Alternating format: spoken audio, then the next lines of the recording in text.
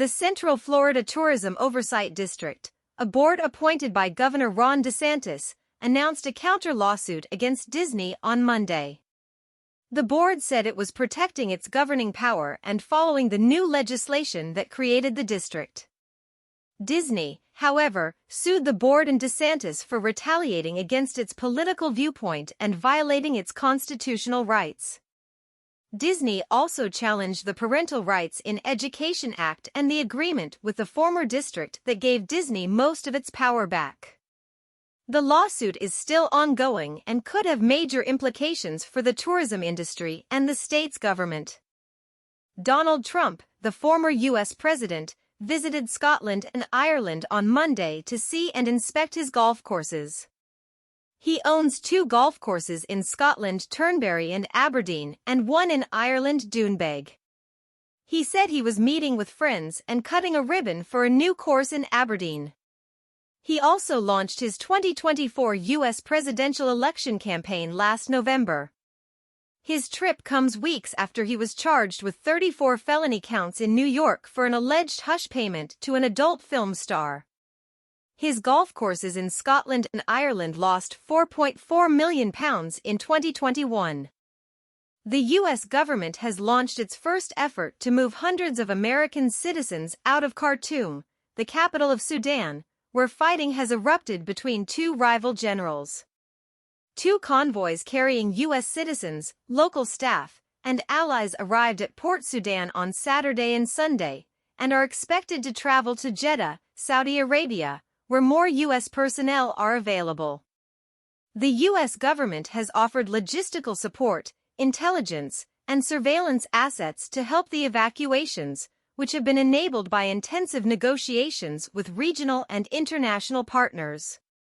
The U.S. government has also warned that time is running out and that only a fraction of the thousands of Americans in Sudan have sought assistance to leave. New York City plans to give away 500 free Apple AirTags to car owners to help them prevent car thefts. The AirTags are GPS tracking devices that can be attached to personal belongings and show their location in real time. They are easy to monitor and can help car owners find their vehicles quickly. However, the AirTags have also been used for stalking and other crimes, and some lawmakers and police chiefs have expressed concerns about their safety and privacy. Apple has denounced any malicious use of its products and said they were designed for personal locating. The city will hand out the AirTags by cops, especially in the crime-ridden 43rd Precinct in the Bronx. Pope Francis said he was willing to return colonial-era artifacts in the Vatican Museum that were acquired from indigenous peoples in Canada and other places. He cited the 7th commandment and the restitution of the Parthenon sculptures as examples of gestures that should be made when possible. The Vatican has a collection of artifacts and art made by indigenous peoples from around the world, some of which were sent by missionaries for a 1925 exhibition. Indigenous scholars dispute whether the objects were freely offered by the original owners.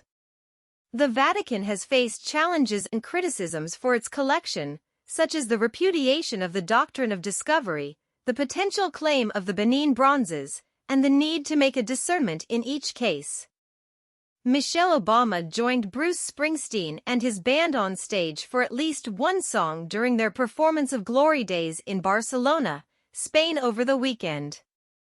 The Obamas and Springsteen recently traveled to Barcelona with filmmaker Steven Spielberg and his wife, actor Kate Capshaw. Springsteen performed Friday at Barcelona's Luis Companys Olympic Stadium as part of his 2023 World Tour. The Obamas have maintained a close personal and professional relationship with Springsteen since the musician endorsed Barack Obama for president in 2008 and again in 2012. Barack Obama also awarded the Presidential Medal of Freedom to Springsteen in 2016. First Republic Bank, a California-based specialty lender for rich coastal Americans, was seized by the state regulator on Monday, resulting in the third failure of an American bank since March. The regulator took over the bank after it failed to raise enough capital from other lenders, who couldn't agree on a rescue plan. JPMorgan Chase acquired all of the bank's deposits and a substantial majority of assets, and said it would reopen the bank's branches in 8 states. The bank's shares rose 2.6% in pre-market trading on the news. First Republic had faced a deposit outflow of more than $100 billion since the collapse of another Silicon Valley bank, SVB, in March. It also had a high cost of funding from borrowing from the Federal Reserve. Thank you for watching. Please support our efforts by liking and sharing the videos. Don't forget to subscribe to get our regular updates.